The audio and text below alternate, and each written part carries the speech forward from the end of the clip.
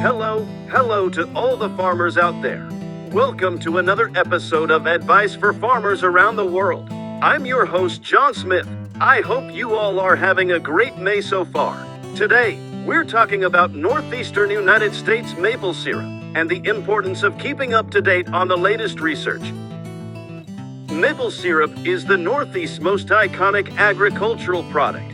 It brings the rugged forest right to your dining room table, providing an unparalleled sweet connection to the land. Consumers love maple syrup, and so do farmers. It generates them over $100 million every year. For many farms, it provides a valuable source of side income and a non-perishable product they can market year-round even when other products aren't available.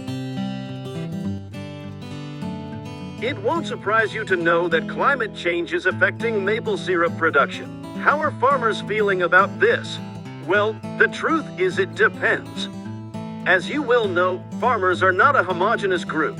Farmers' perceptions vary widely by factors such as age and farm size. Most importantly, knowledge of adaptation strategies makes farmers much more optimistic about the future. Let's dive further into how farmers feel about climate change. The Advice for Farmers team analyzed studies of farmers from across the northeastern U.S., even slightly dipping into Canada for a bigger sample size. The initial data we found showed a big consensus. 89% of producers reported experiencing some negative effects of climate change. The main factor that most farmers attribute this impact to is warmer weather. Interestingly, this is where the agreement among farmers ends. Despite experiencing some negative effects, 46% of large farmers surveyed believe that climate change has had a net positive impact on production per tap. Only 23% of small farmers said the same. The majority of small farmers believe that the effects of climate change will be mostly negative. Only 29% of large farmers were equally pessimistic. Finally, the vast majority of young farmers surveyed felt hopeful about the future of maple syrup production. Their older peers were mostly pessimistic. What gives? Why is there such a split between young and old and big and small farms? We believe knowledge of adaptation strategies is a big part of it.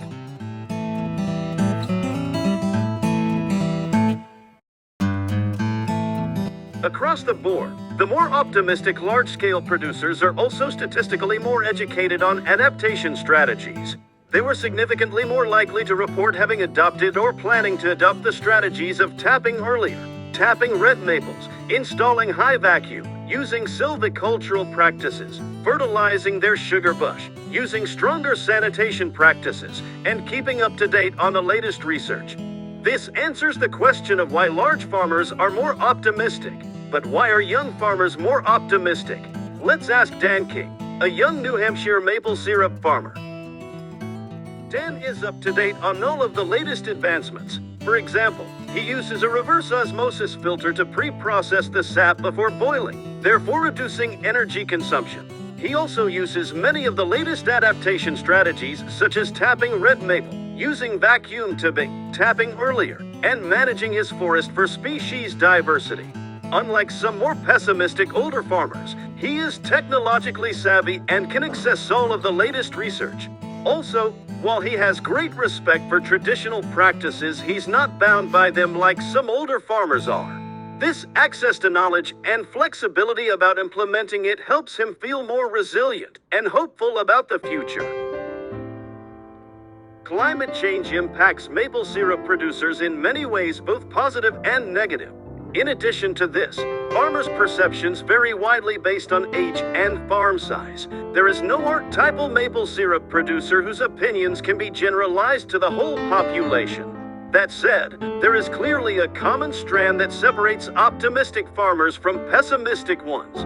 Education about the latest science helps farmers feel good about the future of their farms. So, learn from northeastern maple syrup farmers. If you're feeling pessimistic about the future of your farm, check out the latest research on climate adaptation strategies. A great resource for this is your state's Agricultural Extension Office. Their experts know all of the cutting-edge strategies for adapting to climate change. All farmers know it's important to keep adapting. However, with everything you're juggling, it can understandably be hard to prioritize. We hope this data makes you a little more excited to dig into the latest scientific findings and get in touch with your state extension service. We're wishing all of you a prosperous growing season. And remember, knowledge is power.